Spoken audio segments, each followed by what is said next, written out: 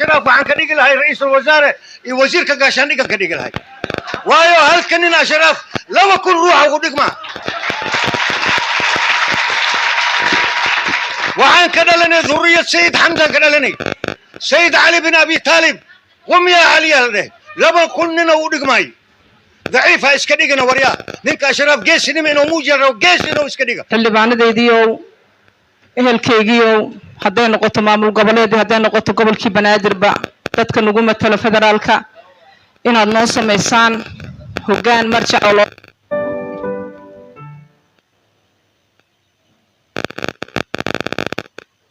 soo noqdo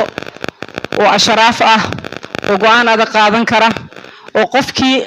maxaan ku raahdaa waxa la xitaa amri kara qofkii qalab laga gala gartiisa qaadi kara markaan gobolkii banaadir ka sameeyno kadib ayaan waxaan u gudbaynaa gobolada